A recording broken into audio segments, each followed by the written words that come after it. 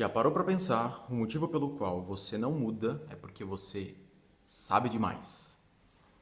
Eu quero dizer que você sabe demais porque provavelmente você já tenha se deparado com o termo obesidade mental. E obesidade mental nada mais é você reunir uma quantidade infinita de informação, mas pelo fato de você ter essa quantidade densa de informação, você não sabe qual caminho tomar, você não sabe qual a decisão de fato você precisa tomar, e aí você tem um efeito de paralisia, onde você não consegue exercer nenhuma mudança, nenhuma ação. Eu estou entrando nesse ponto porque justamente eu já passei por este momento. E aqui eu quero trazer a minha experiência para que você consiga efetivamente exercer alguma mudança na tua vida em 2026, seja na área da saúde, seja na área de desenvolvimento pessoal, seja na área pessoal por si só, na área social, conjugal.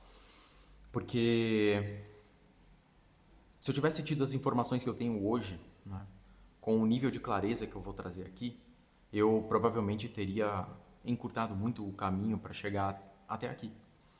E esse caminho, ele é muito doloroso quando a gente tem uma certa quantidade de informação, mas o que falta na realidade é um componente de gerenciamento das emoções dentro desse aspecto. Show me that don't need no money, don't need nobody, just need your body. E antes de eu começar o vídeo, se inscreve no canal, comenta aqui embaixo o que você achou. Isso vai ser muito importante para mim continuar construindo conteúdo por aqui. Eu, enquanto nutricionista, uma das principais dificuldades que meus pacientes se deparam dentro do consultório, ela não tem a ver com o repertório técnico a respeito daquilo, né? Se você for analisar, todo mundo tem um pouco de nutricionista dentro de si, todo mundo entende em algum grau a respeito da alimentação, sabe o que é bom, sabe o que não, sabe o que pode ser um excedente ou não. E dentro disso, eu sempre via grande parte dessas pessoas e sempre vejo, porque até hoje eu tenho aqui a minha consultoria, eu tenho o meu acompanhamento, e se você tiver interesse, é só deixar aqui no comentário que a gente consegue conversar. Mas, indo além nesse sentido, é muito importante que a gente consiga desenvolver os nossos aspectos emocionais em relação àquilo que a gente tem que de fato fazer.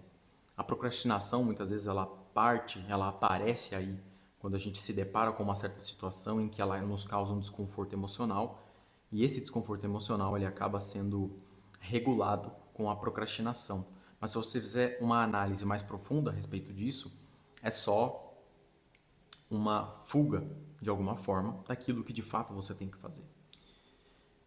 Então, se você começar a prestar atenção nas suas atitudes de todos os dias, você começa a identificar que muitas das coisas que você deveria fazer você não tem feito, e também você não tem feito pelo fato de que não é que te falta conhecimento a respeito daquilo, mas na realidade está te faltando um gerenciamento das tuas emoções dentro do contexto daquilo que você quer mudar.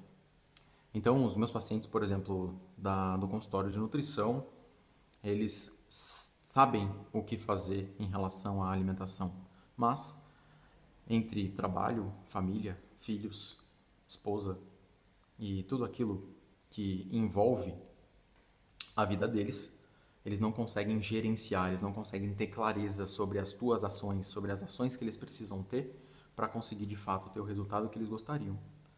Então, muitas vezes, eu, enquanto nutricionista, e o rótulo nutricionista ficou pequeno demais para mim por esse motivo, de que eu os ajudo para além só da nutrição, de que é muitas vezes trazendo essa clareza, que é muitas vezes mostrando para ele um lado onde ele não está enxergando naquele momento.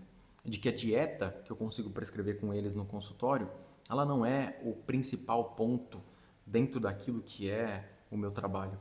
O meu trabalho, na verdade, é fazer com que essas pessoas elas consigam seguir essa dieta independente do cenário em que elas vivem lá fora na vida real. Porque a vida real, ela é inconstante, ela tem altos e baixos. Muitas vezes você vai ter mais estresse e esse estresse vai repercutir na forma com a qual você se alimenta. E antes de tudo isso, a gente volta no ponto de clareza, que quando tudo está claro, fica mais fácil de você criar ordem. E ordem é o principal ponto que a gente precisa ter na nossa vida, porque ela é quem coloca hierarquia naquilo que é importante pra gente. Então, em um dado momento, a gente pode desequilibrar certas coisas, isso faz parte, mas que aquilo que é mais importante tem que vir primeiro, seja qual for aquilo que você julga importante na sua vida. Então, a primeira coisa que você deveria fazer para que você consiga de fato mudar é se entender primeiro. Então, a frase de Sócrates, conheça-te a ti mesmo, eu espero que seja Sócrates, mas fica aqui um adendo. Você precisa se conhecer, porque senão você não consegue exercer uma mudança significativa na tua vida. Porque a tua decisão a respeito daquilo que você vai fazer precisa vir de dentro. A gente chama isso de motivador interno, dentro da área do comportamento. Então, se você não tem um motivador interno, se esse motivador ele é externo, veio de alguém, veio de fora, ele não tem força o suficiente para fazer com que você mude de forma significativa. E isso, em um dado momento, vai fazer com que você deixe de lado o objetivo que você estabeleceu. Bom, tive que pausar brevemente o vídeo aqui porque o neném acordou, mas continuando, pro seu 2026, se você quer fazer um ano de fato diferente, um ano que você não fique pensando, meta X, meta Smart, meta não sei o quê. Acho que a primeira coisa que você precisa analisar dentro da tua rotina, dentro da tua vida, é o que realmente você deseja. O que realmente você quer, o que realmente você gostaria. E existe uma ferramenta para que você consiga ter mais clareza sobre isso, que é do professor Olavo de Carvalho, que é o necrológio, que é basicamente você escrever uma carta do seu eu do futuro, no fim da vida, quase morte. Quem é você? O que você fez? Quem você se tornou? E a partir disso, você cria uma imagem futura de quem você quer ser, e a partir disso você consegue estabelecer um padrão daquilo que você precisa fazer agora no presente para que você se torne essa pessoa que você gostaria de ser. E para que o seu 2026 seja de fato um ano diferente, a primeira coisa, traga ordem para a tua vida. Ou seja, o que é prioridade, o que realmente importa. E a partir disso você vai desenvolvendo outras virtudes. Assim como prudência, você precisa ser prudente nas suas decisões, para que você não cometa excessos, mas que também você não seja completamente retirado dos prazeres, né? E faça esse exercício. Quem você quer ser no futuro? Quais que são os comportamentos, quais que são as decisões que você precisa tomar agora no presente para que você seja de fato quem você quer ser.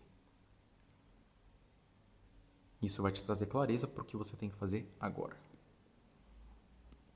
Todo ano a gente tem essa tendência de buscar objetivos novos, metas novas, coisas novas para nossa vida, né? Ano novo, vida nova, né? Quando na verdade a gente deveria olhar para aquilo que vem dando certo e dar continuidade, e olhar para aquilo que vem dando errado e tentar modificar e tentar melhorar de alguma forma.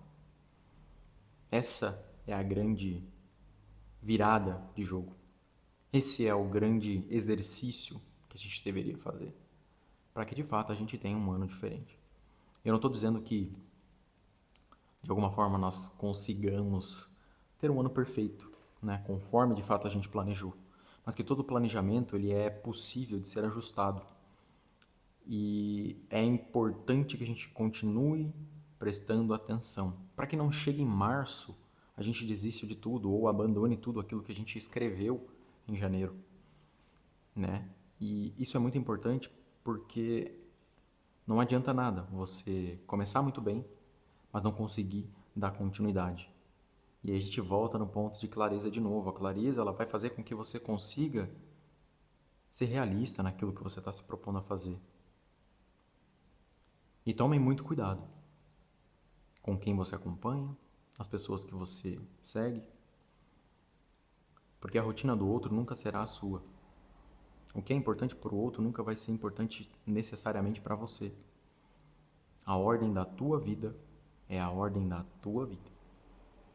Então, se uma pessoa dá mais prioridade para o treino e aquilo é importante para ela, para você não necessariamente a ordem é essa.